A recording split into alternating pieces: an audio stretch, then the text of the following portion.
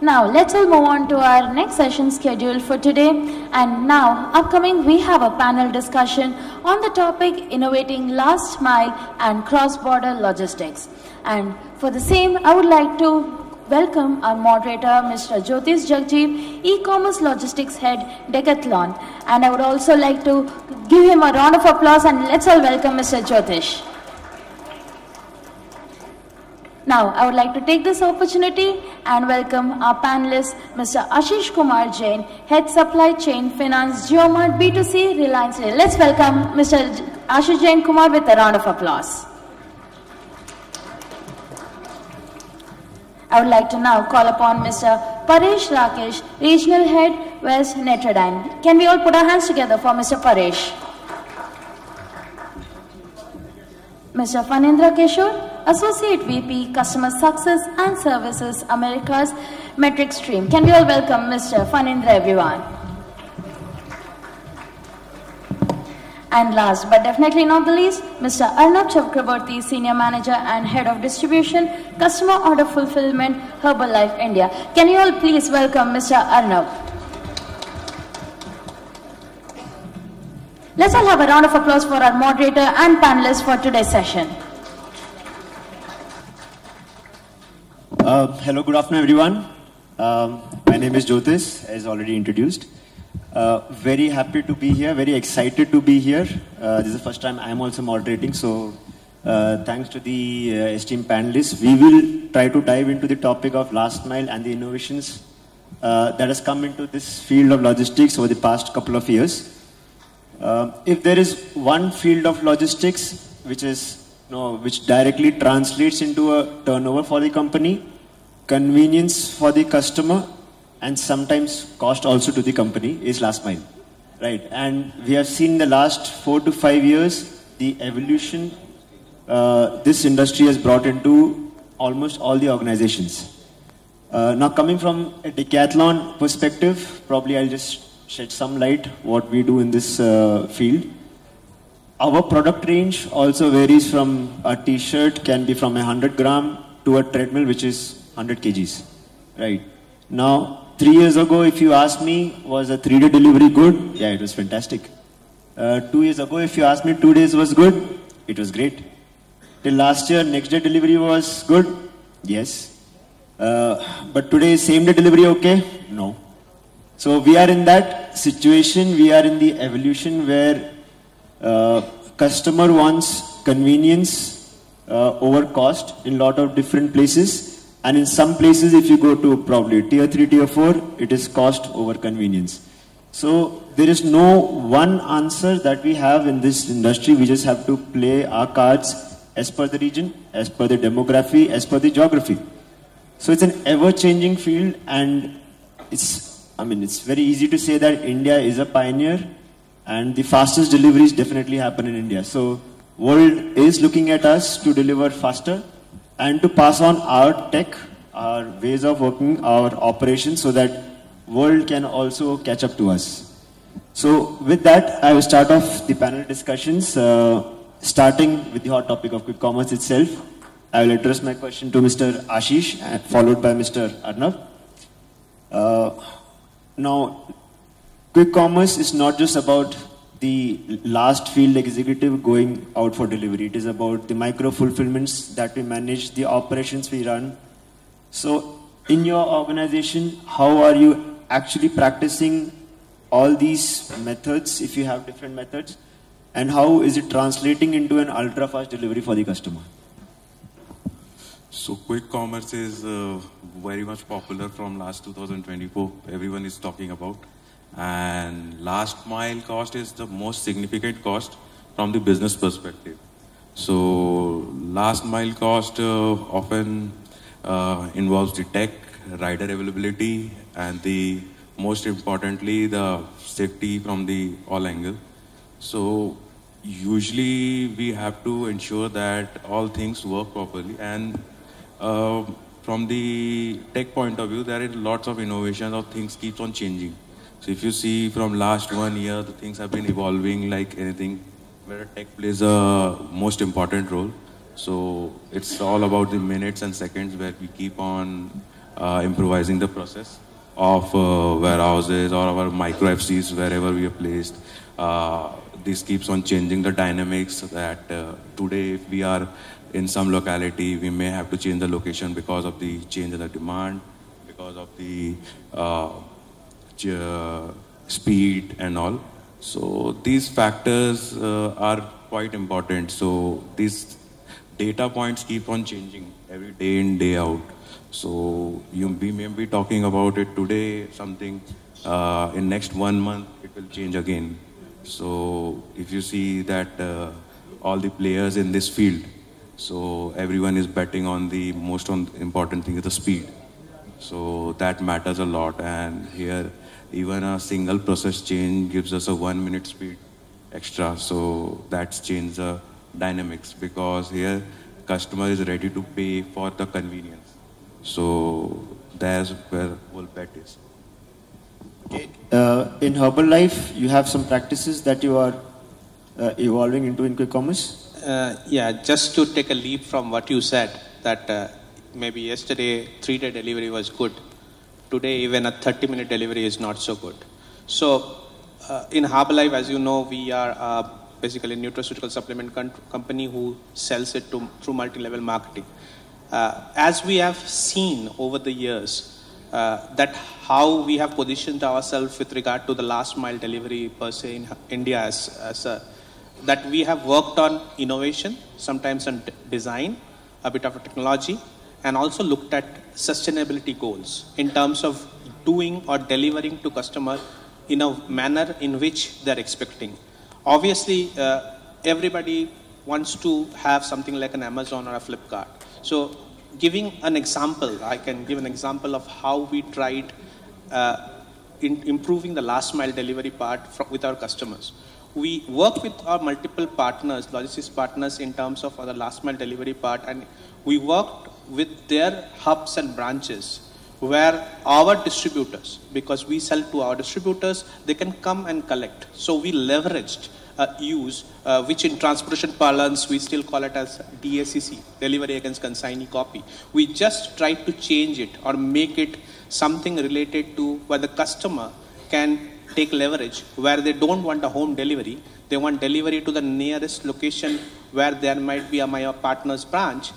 We did a OTP based delivery. So this is a smaller innovation within the paradigm of last mile with the customer at the core of it.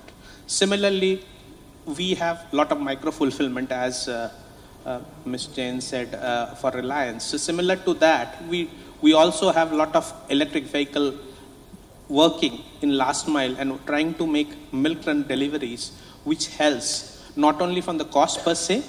As we have gone into the length and breadth of the company, more locations we have gone in, and with a lot of automation with regard to which pin codes we are able to be servicing, to be very particular, we have developed a lot of EV related last mile deliveries through milk run based on the order coming in. So these are some of the areas which we have worked on to give the customer the best services with regard to last mile. Now, once the fulfillment center decided, post that you have your last mile leg, and once the field executive is out, one key aspect remains is tracking. Now, this is not just about quick commerce. Quick commerce is still the easier chunk because it's 10 minutes. In India, delivery time can vary from 10 minutes to 15 to 20 days as well. Now, during this period, the tracking becomes absolutely critical because customer of course wants, so does the company, right? Now I'll address this question to you, Mr. Paresh. In terms of route mapping, in terms of tracking, where do we stand and where are we heading in terms of innovation?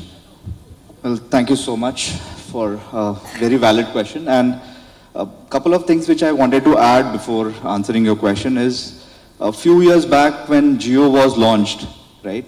One thing which Mr. Mukesh Ambani had said, that today the most important and valuable thing is, anybody?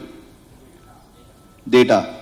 And honestly, for the next 10 years, or I would say a decade, more than that, that is still going to be true, because the data which we are using, right? So today, if a conference organizer has the data, they are able to predict how many people will come in their next conferences. Similarly, what we are trying to do in Netrodyne is trying to track driver behavior. And that is not only on the road when he is in the vehicle, right from the moment he starts his vehicle till the time he, his shift is over. But after that also. Primary reason is when you have data, you can always predict what you can, what exactly might happen in the next 6 months. One, that's very important. Second is, a lot of times the route, when you are looking at a route and you are finding out that, okay, my vehicle takes a lot of time from this route, let me try some other route. You need to have a data to even make that decision, right? Until unless you have that data, nobody would want to do that. I'm sure everyone agrees that at a senior manager level or mid-manager level also, you want to have a data of what is happening today to be able to take the next decision. So this is where Netrodyne, and just to add a small thing, that we are very proud to tell you that we are India's first unicorn for 2025, right? So the reason I wanted to add this is because it not only makes us also very proud, but it also gives a lot of value to Bangalore, being a tech hub. And this had to come from a tech hub only. I think something like this can come up only from a tech hub like Bangalore, right? So when we do this, we are also looking at how do we leverage this technology to ensure road accidents are reduced so that the last mile person gets whatever he has to deliver on time. One, that's the thing. But the data regarding a driver, right? We all know that today the biggest problem which everybody faces is the driver availability or the lack of drivers, right? Until unless we are able to use that data to coach them or train them, I don't think so we'll be able to make any plans around that part. Right. Thank you so much. Following up to what you said, now in this whole journey again, fulfillment, last mile, tracking, when we want to go fast, almost every company does want to go fast, open multiple dark stores as per the business model. Sometimes a small part gets missed out as compliance. How are we actually managing or the tracking or the documentation? Now here I'll bring Mr. Phanindra for this. Where do we stand in the industry? Have you come across situations where the companies sometimes miss out on this? And what are the solutions that we offer right now? Yeah, thank you so much. I'm Phanindra. Probably in this group, I'm the person who is odd man out. The reason is I am from the delivery background, but I am from GRC background and delivery side. I do interact with chief supply chain officers, chief risk officers, and CISOs and all. You guys are the domain experts. From that point of view, right, I'll learn from you guys today. But if you flip the coin, right, behind all this, technology plays a greater role, right? So if any last mile delivery need to happen seamlessly without errors, the reason behind is technology, right? I will ask you one question. I know most of you know Sam Altman, right? So he's the one who founded OpenAI. But at the same time, how many of you know WorldCoin, WorldID? So what he's trying to do is, we have unique identification systems in the world, like we use Aadhaar, right? So he created a World ID and WorldCoin as well. So what he's trying to do is, with the iris ball, right? He's trying to scan the eyeball and capture the biometrics.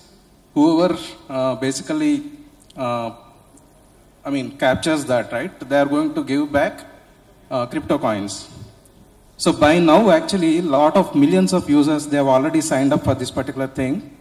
And one reason behind it is basically, one is to bring unique digital identity across the world. And second thing is, we don't know how the data is being stored, right, back end. Because if you see, there are a lot of regulations in place from a compliance point of view, whether it is GDPR or in Indian space, right, DPDP, but still it is evolving. And moreover, from that point of view, right, when we cross-border these kind of devices and all, our regulations are not strong, right? At the same time, I was hearing from the earlier panel discussions, Shanuj or somebody was mentioning about Britannia, where when they are trying to do the shipments, there is a lot of sensitivity involved. So, if you don't handle it properly during the shipment process, what happens is for the end user experience, right, it will not be good when they open the cover and then they try to see it. So what I am trying to say is, one way there is a lot of good innovation happening, but at the same time, there are technology loopholes from that point of view. I think he also mentioned about a couple of things, right? There are deliveries, it might get tampered. There are third parties that will get integrated into the systems. So when that is happening, taking care of compliance and at the same time delivering with speed, accuracy and reliability, it plays a great role. Otherwise what happens is, companies will lose goodwill, at the same time reputation will be in stake, and whoever wanted to be the market leader and all, right, that may get damaged. That's what I just wanted to add my perspectives. Thank you so much. Now, using AI or blockchain or IoT, multiple terminologies do we have? How are we able to leverage this technology probably in something called as a preventive maintenance or real-time tracking of equipments, or even for tracking? So can you shed some light on that? Yeah, definitely. So I'll just give an example. Actually, during the COVID time back in 2023, right, from Europe to Southeast India, vaccines are getting distributed, right? So what happens is, in this whole process, last mile delivery, it need to happen in a smooth way so that the vaccines should reach to the destination and it should save the lives of the people. But what happened is, in this whole process, there is a digital scanners and then the labeling and all, there are multiple other authentication factors, right? So it's not only the company who is supplying that particular good reaching you to the destination. In middle, somewhere third party vulnerability it happened within the system, and one particular lot or something, right, it was tampered, and instead of reaching it to a proper destination, it reached to a different destination. So what happened is, of course, it need to be measured, the temperature conditions, and there are a lot of other factors that involves, right? So what happened is, millions of doses it got wasted. So this is one example that I wanted to say.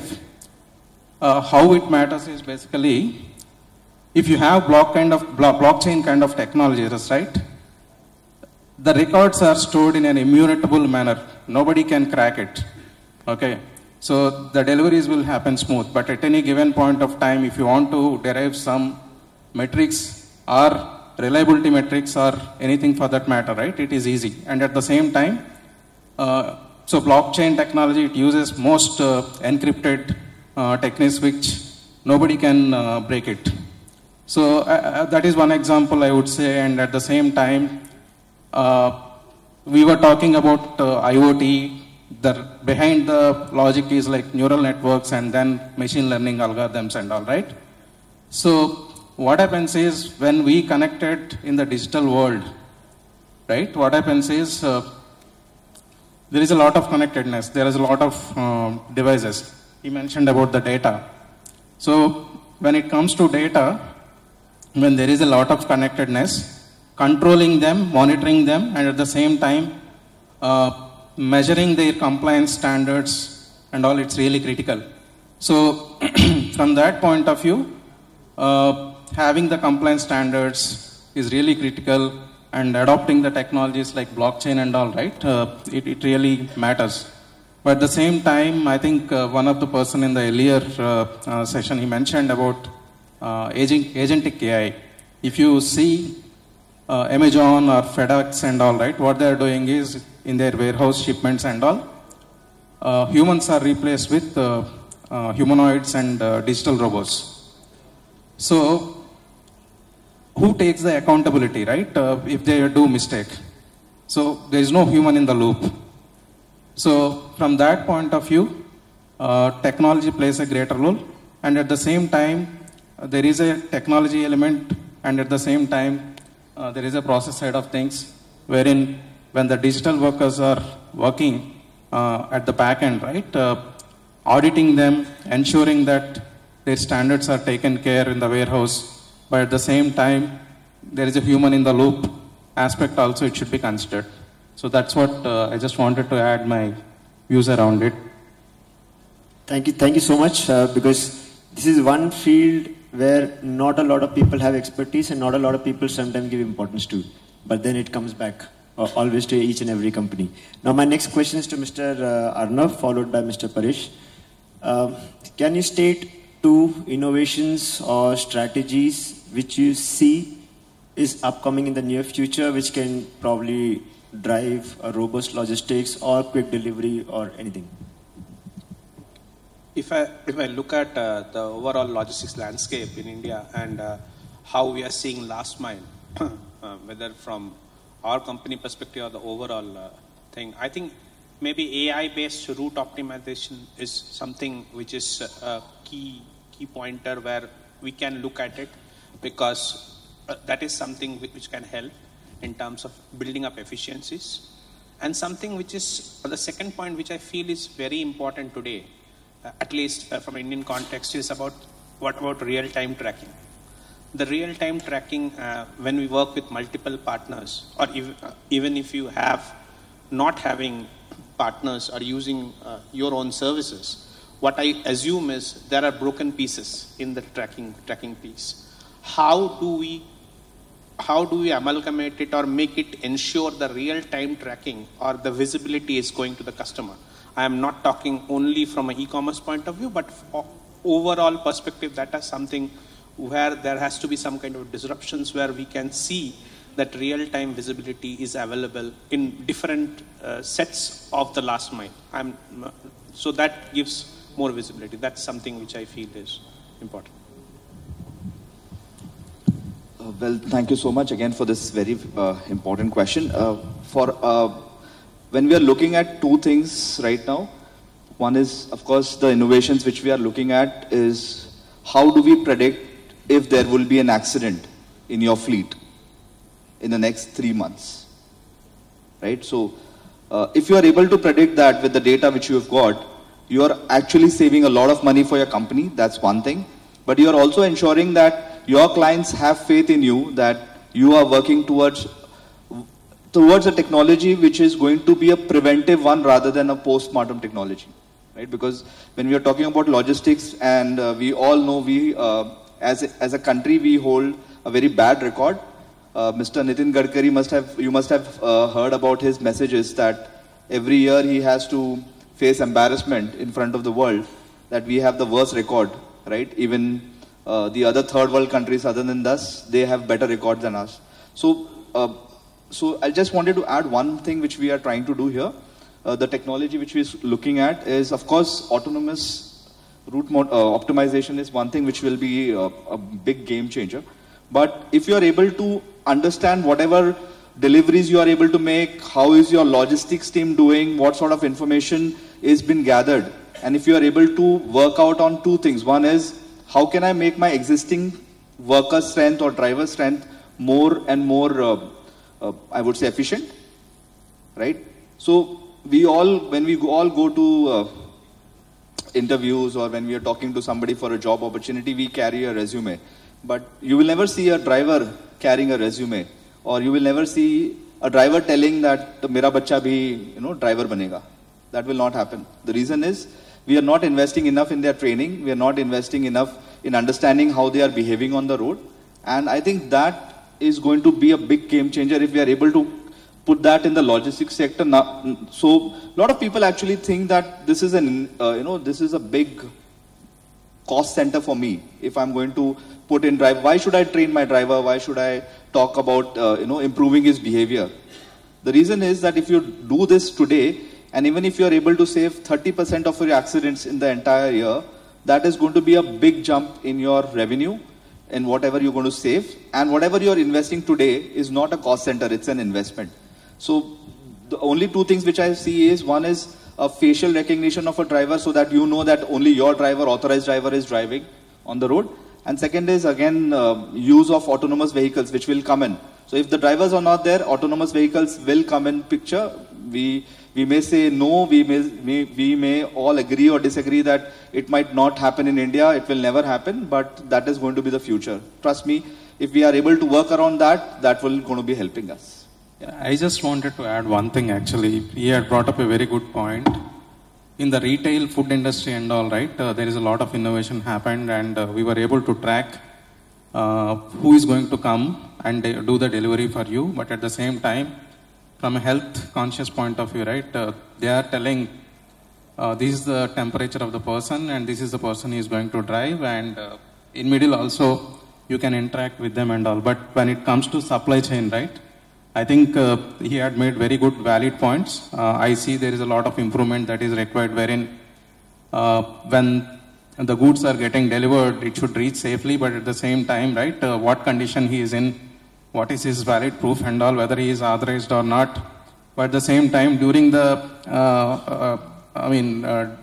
journey, right, the actual person may shift, and then somebody can also continue the process, right? So in this whole process, there might happen some mistakes and all. So to avoid all that and all, I think there is a lot of innovation and controls are required on that aspect. Thank you. Thank you for both the points. Yeah. I would like to share 2 examples related to AI. So, especially in terms of hyperlocal as well as e-commerce. So, AI is a bit of broad term. So, we usually use for the predictive analysis. So, one problem statement which we address through this is a COD abuse.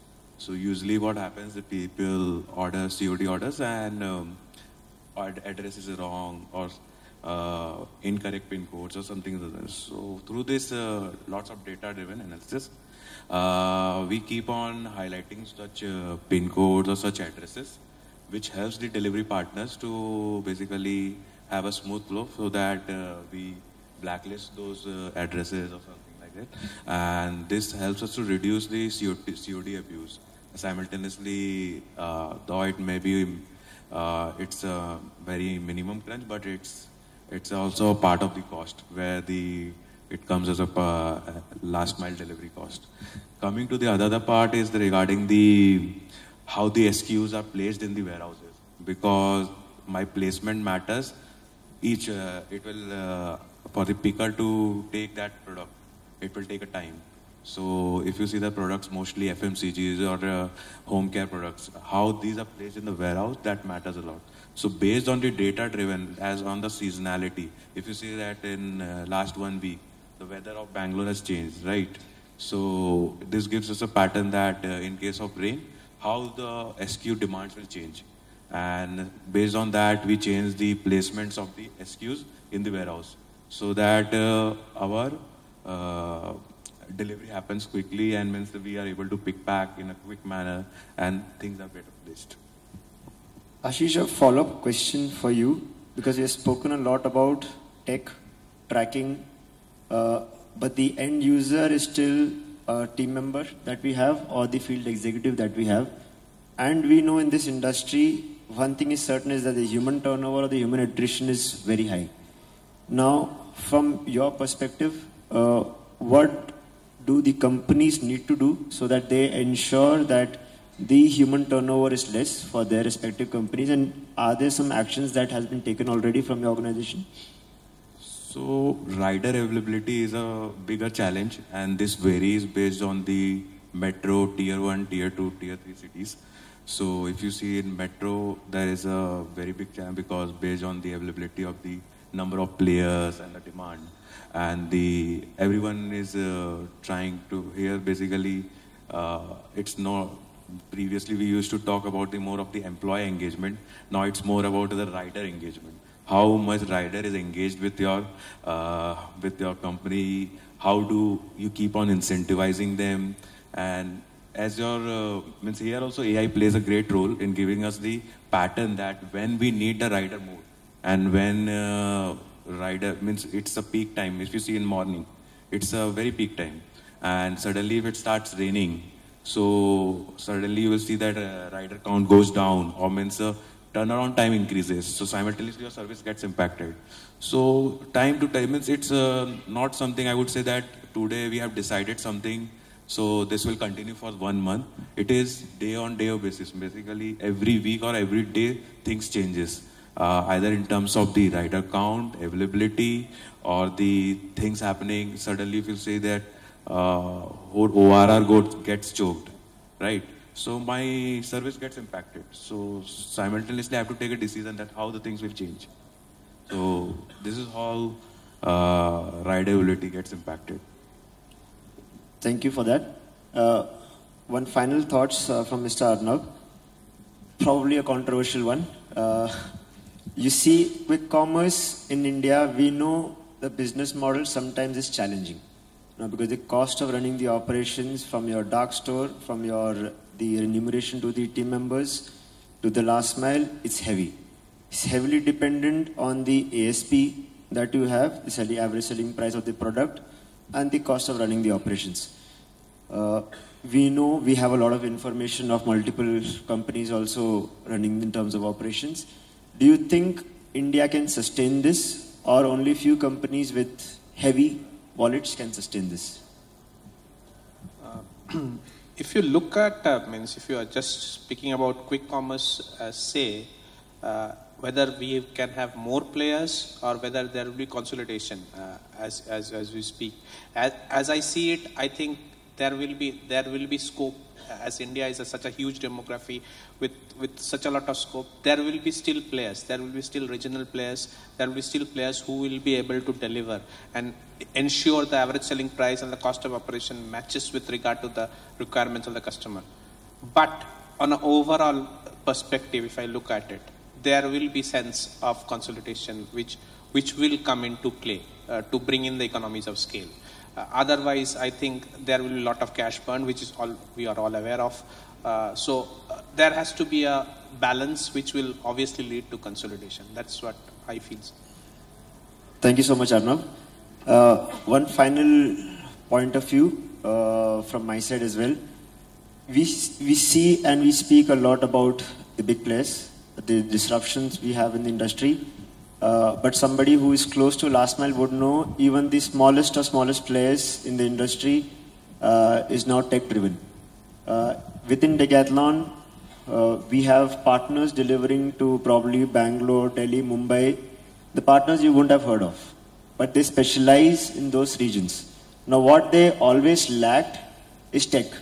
They were masters of certain pin codes and region, but they were never able to do a route optimization. Now, luckily in India, we have enough tech. We have easy API integrations. Companies like Shipsy, ClickPost, XYZ, who help in this kind of tech to educate, to channelize these local players. And as an industry, we have gone up a lot. As an industry in the last 5-6 years, even the players who are unknown before, who had expertise in the local region but never been able to come out of it, are utilizing these platforms to really show the full potential of their own scopes. So it is no longer about the big players, and I completely agree with you, and the game is not over yet. Over is an understatement, I think it's barely started. I just wanted to add, maybe not taking too much of time, what you said, just give an example, certain locations in Northeast, we work with pan-India players who are not able to do it. We have some specific players, as you said, who are able to do it, deliver it time and time again, irrespective of very difficult terrains, very difficult temperature conditions, or even weather conditions. So that's something which even the bigger players has not been able to fathom or use. So there is still room. So we really don't know exactly. We have not really scratched everything, I think. That's what absolutely. And we live in an environment where the ecosystem is changing very fast. Disruption is often, disturbance is unpredictable. We recently had the complete of north of India blocked, and anybody who's part of last mile would understand the impact it had. Customers not getting orders, the RTOs being very high. So we are in this environment where everything is changing fast, but the customer's expectations is not. That only goes up. So at an organization, at a business level as leaders, I think this point of last mile is going to evolve a lot more. And if there are any final thoughts from any of the panelists, I'll let you guys. Yeah, I just wanted to add one point to his point, right? If you have to be in the game, right, a lot of cross collaboration it need to happen, and innovation need to be shared across. The best practices need to be shared across. So that's wherein actually, right, we can scale. And moreover, resilience is the important thing. At the same time, right, a lot of this feedback mechanism, right, it need to be improved, because the actual realistic, accurate sentiment analysis and all, right, it should come through the tools like AI and all. But at present, whatever the ratings that these big players they show and all, right, it's not so accurate as well. So that's what I just wanted to add. Thank you so much. With that, we conclude this session. Thank you so much to all the panelists. I hope we were able to share some insights which could have been used later in your respective organizations or in general in terms of operations as well. Thank you so much and have a great day. Thank you.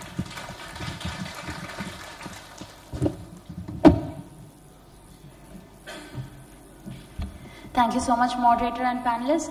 We are ready to take a couple of questions. So if you have any questions, please feel free to ask our panelists and moderator out here.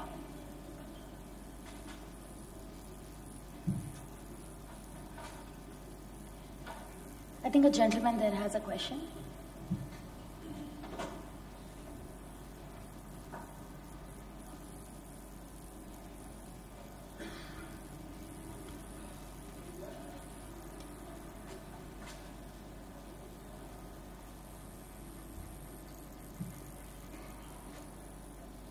So I have a question for Mr. Ashish.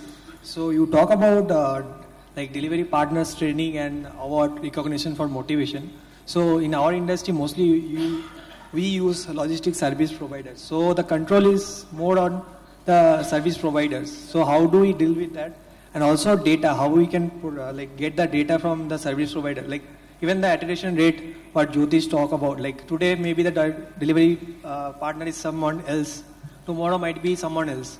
So how can we get that? I mean, do that for like our own fleet? We can train and give that like motivate them. But if it is a logistics service provider, then how can we get the data and also motivate and train them? So that's the reason I asked. I talked about that. It's more about a rider engagement.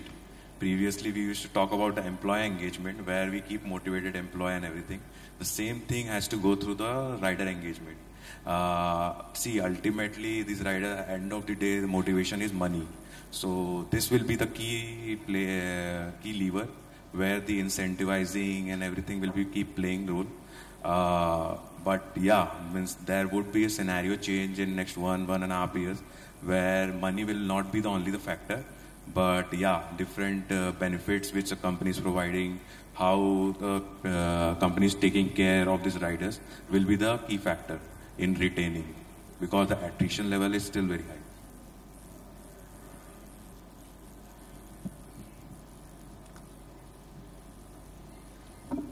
I think a gentleman here has a question as well. Hi, this is Abhijit.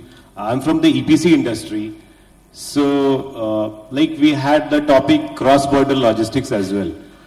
So when I was in L&T prior to this, we used to face many issues while sending material across Bangladesh or other neighboring countries. So with the recent changes in geopolitics across the neighboring countries, so what challenges you guys are facing and how you are coming across it? Thank you.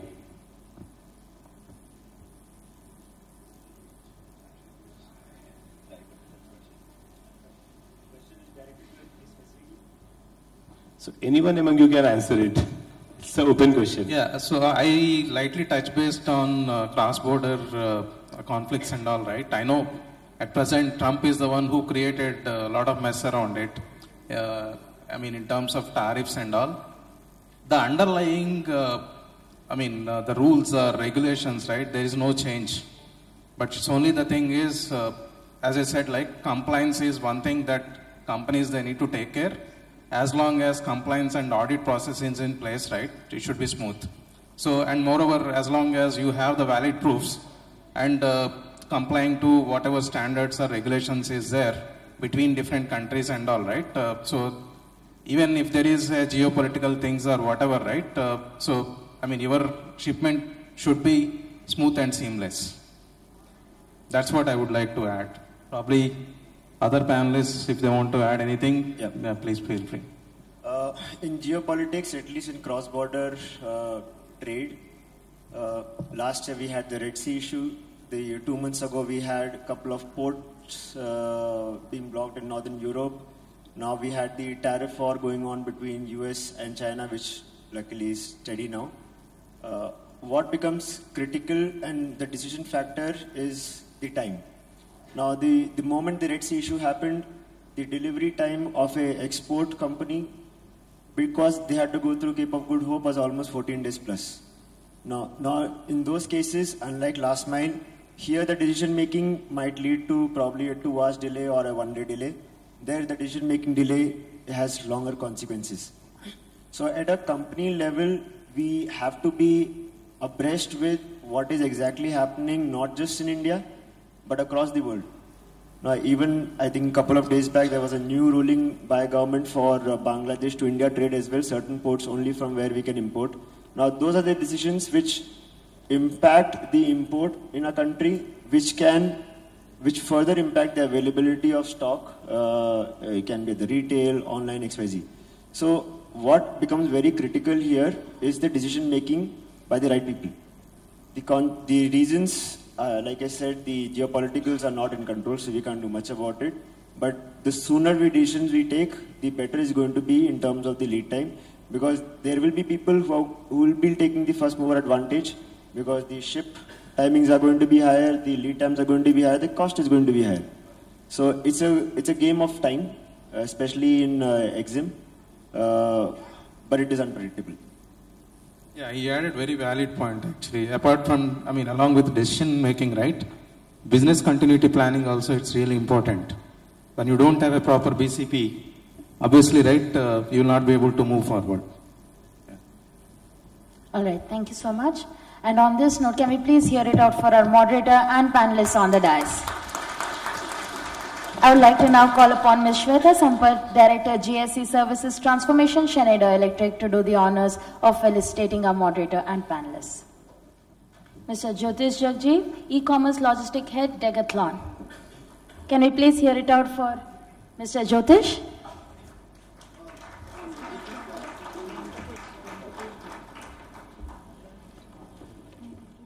Can we please hear it out for our moderator, Mr. Jyotish Jagjeev?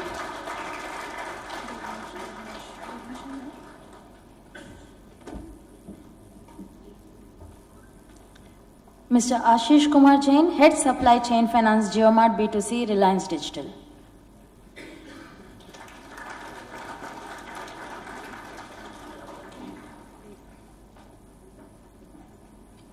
Mr. Paresh Rakesh, Regional Head West, Netrodyne.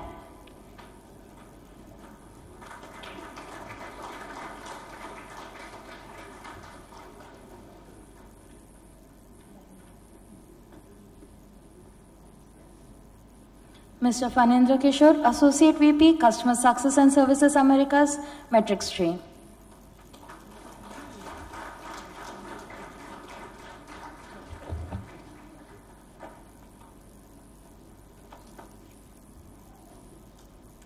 And last but definitely not the least, Mr. Arnab Chakravarti, Senior Manager and Head of Distribution, Customer Order Fulfillment, Herbalife India.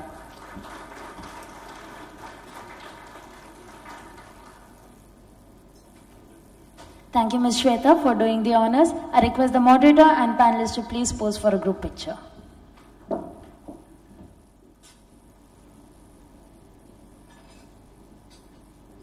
Can we please hear it out for our moderator and panelists out here? Thank you so much, gentlemen.